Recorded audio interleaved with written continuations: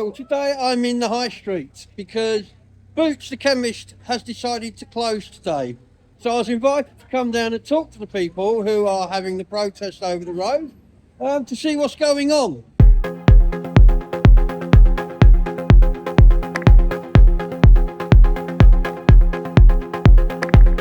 I did ask Boots if they would like to comment, but obviously they asked me not to film anything and go away, basically.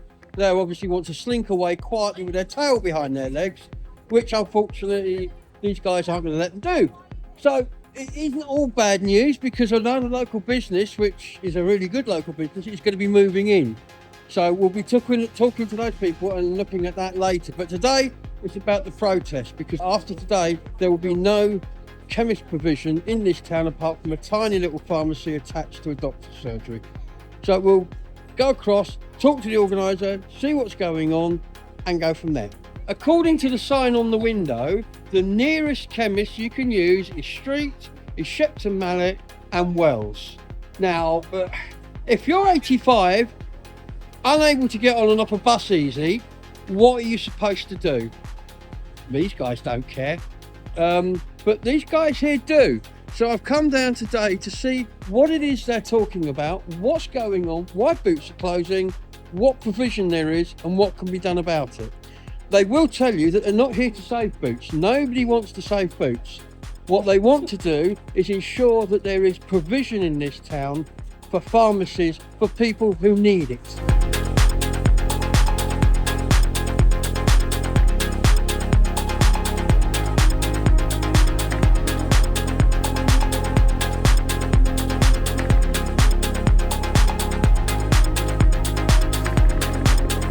Right then, ladies and gentlemen, here I am with Emma, who's the organiser of today's event. Hi Emma. Hello Gabriel. Thanks so much for coming to video us today. Essentially, we're here today because the Boots pharmacy is closing. Now, we're not here to save the pharmacy. We know Boots is going to go. We understand that there's no point in making a campaign to try and keep it here because the lease is gone, the building is already going to be moved into by another business. But the problem, of course, is that when Boots goes, it leaves us with only one pharmacy, which is very tiny. It's connected to a surgery on Faversham Lane and was only ever meant to serve that doctor's surgery and never meant to serve the entirety of the town, which means 10,000 people essentially are going to rely on one tiny pharmacy. And it really doesn't take a genius to work out that the numbers don't add up with that. Obviously, earlier on in the year, we also had a Tesco pharmacy, but that closed in August. And even before that pharmacy closed, we know that Knight's pharmacy was already struggling with the workload that it had. As I said, it's tiny. So we started the petition, and Glastonbury High Street needs a pharmacy, which is on change.org. And already when we even first started it, we had a conversation with the Integrated Care Board, who are in charge of providing pharmacies. That is their job. Their Integrated Care Board Somerset are in charge of pharmacy provision. They're also in charge of dental provision, if anyone wants to have a go about that, because that's another thing we definitely need. But the fact is that they did listen to us and we had a meeting with them, and they said that they were concerned about a pharmacy provider, but what they were going to do mainly was put more money into Knight's. And as we know, Knight's pharmacy, as I said, tiny, not very accessible, very small car park, not on a bus route. People don't know where it is. So we need a pharmacy in the middle of town where people can find it, so tourists can find it, so local residents can get to it easily, and so people don't have to travel stupid distances just to pick up a prescription, which should take them a few minutes, and then take loads of time out of their day and spend money that they don't need to be spending just to get something which they could have walked a few yards down the road to get. Okay, so as you've said quite clearly, you're not trying to save Boots. So given that the Boots are going today, what can people do after today to help make sure provision is provided? Okay, well, the Integrated Care Board, as I said, they're in charge of pharmacy provision, and so they have an email address which is somicb.inquiries That will be in the description at nhs.net, and they will be the people to tell that this is not just like, they can't just put this on the back burner. This has to be dealt with, and it has to be dealt with as a matter of extreme urgency. And my belief is that the more people that contact them, the more pressure it's going to put on them to provide us with something quickly. The ICB also informed us that another factor in the provision of pharmacies is actually the unitary council. The Unitary Council is led by someone called Bill Revens, who I did very briefly speak to a few weeks ago about our need, because the Unitary Council, or the Somerset Council as a whole, has a responsibility to conduct a pharmaceutical needs assessment, which it did last year for the whole of Somerset. Now, as we know, last year we had 3 pharmacies, so clearly as a result of that assessment, we were not flagged up as an area in need of pharmacy. Now, I asked Bill Revens if he could conduct another emergency assessment just for our town, because the fact is that if a provider is looking for someone to set up a business and it is using the council's figures, it's not going to see that Glastonbury is in need and it won't apply to open here. His response to that was basically that he thought it would be quite a lot of work. So I think really if people wanted to contact bill.revans, Revans, at somerset.gov.uk to let him know that actually it might be a bit of work, but quite essentially people's lives are genuinely going to be at risk until people can access pharmacy services easily. So much for our new council being a nice street brush and a new look. No. I mean, the other issue as well is, of course, that people actually have developed relationships with the pharmacists here, and people who have complicated care needs feel very abandoned now. And I know that some of them have been travelling around to other pharmacies to try and find someone who understands them, because what we're talking about here, it's not just the issuing of prescriptions, it's actually a service where people can speak to someone who has some actual knowledge, and it takes pressure off the already overloaded doctor surgeries. And the Integrated Care Board themselves, their head of their medical chief officer, who I think is called Bernie Hodge, put a statement out in September last year which said that we should be able to use pharmacy community services, which means that if, for example, you may try and make an appointment at a doctor's, and obviously we all know how hard that can be, but they haven't something which can be dealt with by a pharmacy, they should be able to get a same-day appointment at a pharmacy who can deal with that issue for them. But obviously if you haven't got a pharmacy, or the pharmacy is incredibly overloaded, then that can't be accessed either, and then all the onus falls back onto the doctors again. So again, ordinary people are left struggling. Because the NHS are actually fobbing people off onto pharmacies, or if you can't get a doctor's appointment, go see a pharmacist, aren't they? Well, I don't really see it as a fobbing off. I mean, I think that pharmacists are obviously very qualified people. I mean, if it's something they can deal with, then I don't think there's any reason why they shouldn't be able to pick up the slack there and take pressure off of people and doctors if they absolutely need to see someone who's got a real genuine serious condition that needs to be dealt with by a doctor. So I think it's probably a good thing.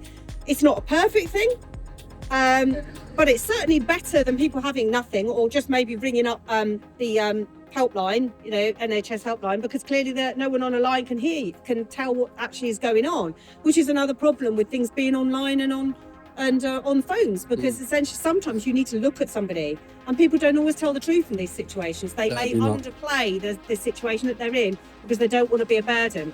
Then of course it then becomes more serious, and then the hospitals become overloaded.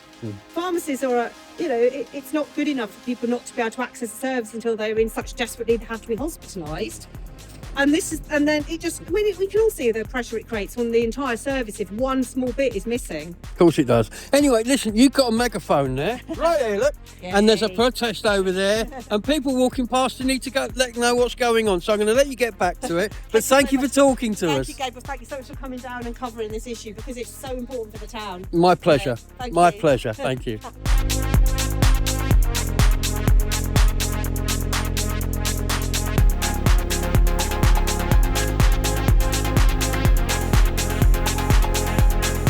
Well, ladies and gentlemen, look who's turned up. This is Faye Furbrick, and this is Susanna, who's a local councillor, and Faye's a new parliamentary...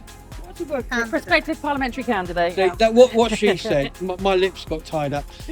What do you think of what's going on today, Faye? So we know that there's a problem in the area with the pharmacy services. I've been talking to the current MP, James Heapy. He's working with the Integrated Care Board to try and make things happen. We're hearing some interesting news from Susie today about people looking to bring pharmaceutical services into the town. We know that one's not enough. We know that people need to be able to access this stuff locally. And I'll be working with Susie, with Lil, your town councillor, with James and the Integrated Care Board, the NHS, to try and make sure we can solve this. You can see that people care about it in the area. We know that access to health is important, and I'll be making sure that we do everything we can to stand up for it.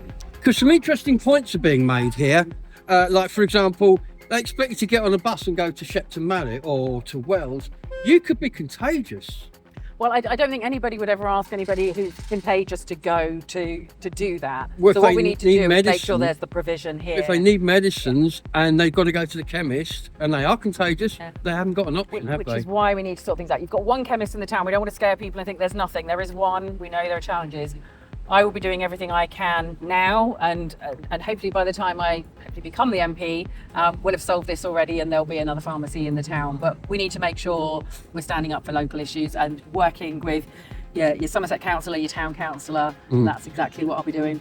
Question for my Somerset councillor. It's been said today that the chap at Somerset is refusing to look at this again because he says it's too expensive. Apparently they've done a needs assessment while we had chemists.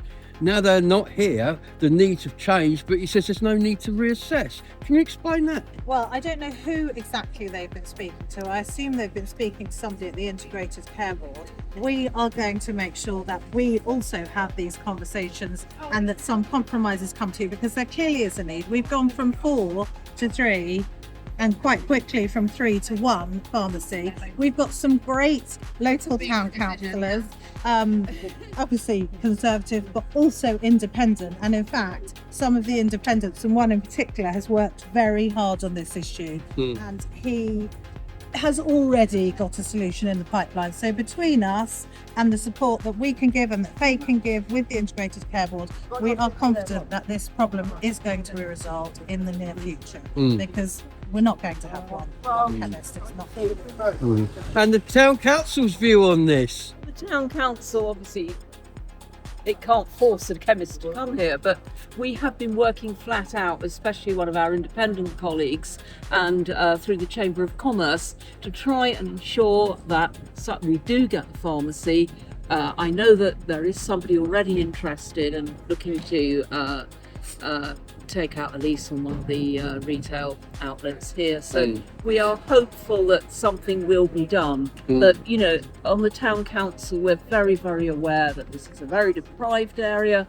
It has a great many problems, not enough housing, elderly demographic, a lot of people on benefits. It's an area that tourists see it very differently from what is here. We need a pharmacy and we need integrated services. If I could say one more thing, the community need to take some responsibility as well, because the reason that places like this are closing is because they don't have enough footfall. People are buying things online, they're getting their medications delivered online, and ultimately, these people have got to be able to fund their rent, they've got to be able to fund their servicing, staffing costs. And so, people need to look as well at the choices they make, because I feel like we make these choices for what we think are easy solutions, click, click, click, order it online, but then they have consequences. And unfortunately, this is a consequence of people buying their medications online. That is a valid point. However, there are many, many people who cannot or will not use online. And also, as the Crispin Centre is closing in Street, Boots are closing another branch within 2 miles of where we stood. So this one could possibly have stayed. I get a sense of deja vu. I was a town councillor from 2015 to 2019, during which time the banks all decided to close. We lost every single bank in town, 3 within 3 months. And we ran a campaign not to save them, because we didn't want to save them, but on the day the last bank closed, I received a phone call from Nationwide asking if we'd like a branch. So it's, again, here they're not trying to save Boots, they're just trying to point out that there isn't a provision and what else can be done to make a provision. And I think that's exactly what we can do, working together as your Conservative team locally, town council, unitary council, hopefully soon your MP. We work together to make things happen. Watch this space and see what happens with the pharmacy, and hopefully we'll have some good news for Glastonbury soon. Well, there you go, ladies and gentlemen. The minute there is any good news, you'll be hearing it through this camera the moment I hear about it. But for now, thank you for our local Conservative team. Good luck with the elections. Thank you. We hope to see you all again soon. Absolutely. Thank you, guys. Cheers.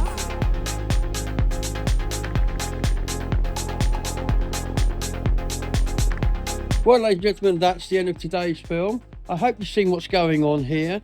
This is happening up and down the country. It's not just here in Glastonbury. it's happening up and down the country. So if you have a local chemist, use it, because otherwise you may find yourself in the position we're in. But for now, from Outside Boots, thank you very much, and we'll see you on the next one. Bye bye.